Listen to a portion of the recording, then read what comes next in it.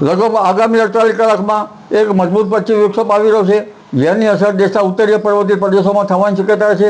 પવનની ગતિ 60 થી 70 કિલોમીટરની ઝડપ ઉત્તર ભારતના ભાગોમાં થવાની શક્યતા રહેશે, તળાવ પડવાની શક્યતા રહેશે.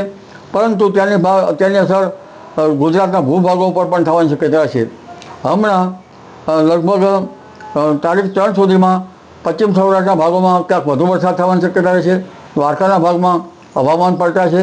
જામનગરના ભાગો, આ ઉપરાંત લગભગ ઉત્તર સૌરાષ્ટ્રના રાજકોટના ભાગો અને કચ્છના ભાગોમાં હવામાનમાં મોટો પલટો આવશે અને વરસાદ થવાની શક્યતા રહેશે. પ્રી મોન્સૂન એક્ટિવિટીનો વરસાદ આ ભાગોમાં વધુ થવાની શક્યતા રહેશે, પરંતુ ઉત્તર ગુજરાતના કેટલાક ભાગો અને બનાસકાંઠાના ભાગો, સાબરકાંઠાના ભાગો, પંચમહાલના ભાગોમાં પણ તેની શક્યતા રહેશે.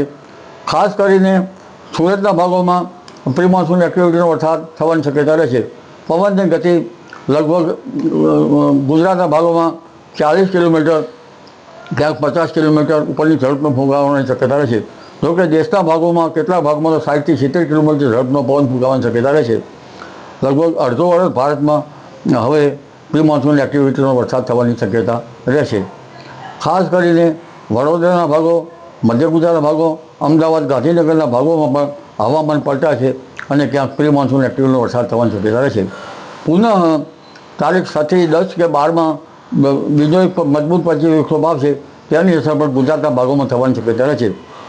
એટલે આગામી ક્યારેક તડકો તો ક્યારેક હવામાનમાં પલટો, એટલે ખેડૂત ભાઈઓએ આગામી 10 દિવસમાં મોસમ જોઈને પોતાના પાકનું આયોજન કરવાની શક્યતા રહેશે. ઊભા કૃષિ પાકો પવનની ગતિ કારણે તેની અસર થઈ શકે, બાગાયતી પાકોમાં પણ તેની અસર થવાની શક્યતા રહેશે. ત્યારબાદ તારીખ 16 બાદ પણ એક પશ્ચિમ વિક્ષોભ આવવાની શક્યતા રહેશે. પરંતુ ઉલ્લેખનીય છે કે હમણાં ગરમી પડતી નથી. તારીખ 20મી એપ્રિલથી ગરમી પડવાની શક્યતા રહેશે. તારીખ 26 એપ્રિલ બાદ મહત્તમ ઉષ્ણતામાન 43 ડિગ્રી 43 ડિગ્રી સેલ્સિયસ જેવું થવાની શક્યતા રહેશે અને મે માસમાં 44 ડિગ્રી સેલ્સિયસ જેવું ઉષ્ણતામાન થઈ શકે. 11 થી 20 મેમાં આરબ દેશી કાળી આંધી ચડી જવાની શક્યતા રહેશે અને ક્યાંક પ્રી મોન્સૂન એક્ટિવિટીનો વરસાદ થવાની શક્યતા રહેશે. મે માસમાં અરબ સાગરમાં પણ હલચલ જોવા મળશે અને એક સિવિયર સાયક્લોનની શક્યતા રહે છે.